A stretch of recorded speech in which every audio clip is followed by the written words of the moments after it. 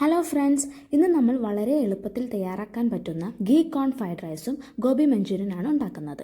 തിളച്ച വെള്ളത്തിൽ അല്പം ഉപ്പും മഞ്ഞൾപ്പൊടിയും ചേർത്ത് കോളിഫ്ലവർ ചെറിയ കഷ്ണങ്ങളാക്കി 5 മിനിറ്റ് ഇട്ടുവെക്കാം.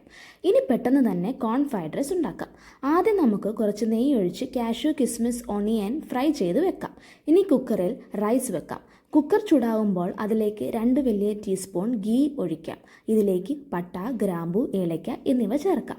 അതിനുശേഷം കുറച്ച് ക്യാരറ്റ്, ക്യാപ്സിക്കം, ഒരു പച്ചമുളകും ചേർത്ത് വഴറ്റാം. ഇതിലേക്ക് 1 കപ്പ് സ്വീറ്റ് കോണും ചേർക്കാം. പച്ചക്കറികൾ ഒന്ന് വഴന്നാൽ കഴുകി വെച്ച 2 കപ്പ് അരി ചേർക്കാം. ഞാനിവിടെ റോസ് ബാൻഡിൻ്റെ കൈമ റൈസാണ് യൂസ് ചെയ്യുന്നത്.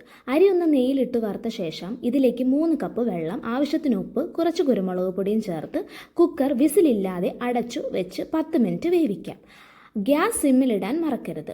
ശേഷം വിസിലിട്ട് ഗ്യാസ് ഓഫ് ചെയ്ത് വെക്കാം. ഒരു 10 മിനിറ്റ് കഴിഞ്ഞാൽ കുക്കർ തുറന്ന് അതിലേക്ക് ഫ്രൈ ചെയ്ത് വെച്ച ഒണിയനും കാഷ്യൂം കിസ്മിസും ചേർക്കാം. അത്രേ ഉള്ളൂ പണി. ഗീ കോൺ ഫ്രൈഡ് റൈസ് റെഡി. ഇനി നമുക്ക് ഗോബി മഞ്ചൂരിയൻ ഉണ്ടാക്കാം.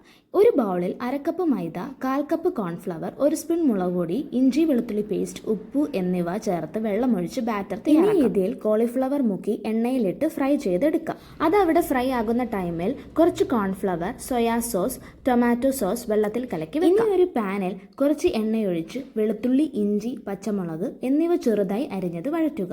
ഇതിലേക്ക് സവോളയും ക്യാപ്സിക്കവും ചേർത്ത് ഹൈ ഫ്ലെയിമിൽ ഒന്ന് വഴറ്റുക. ഇനി നമ്മൾ കലക്കി വെച്ച ബാറ്റർ ഒഴിച്ച് ഇതൊന്ന് തിളയ്ക്കുമ്പോൾ വറുത്തു വെച്ച കോളിഫ്ലവർ ചേർത്ത് നന്നായി ഇളക്കാം. അവസാനം സ്പ്രിംഗ് ഓണിയനും ചേർക്കാം. അപ്പോൾ നമ്മുടെ സ്പെഷ്യൽ കോൺ ഫ്രൈഡ് റൈസും ഗോബി മഞ്ചൂരിയനും ഇവിടെ റെഡിയായി. ഈ റെസിപ്പി എല്ലാവരും ട്രൈ ചെയ്ത് നോക്കി അഭിപ്രായങ്ങൾ പറയണം. അപ്പോൾ ഇനി അടുത്ത വീഡിയോയിൽ കാണാം. ടാറ്റാ.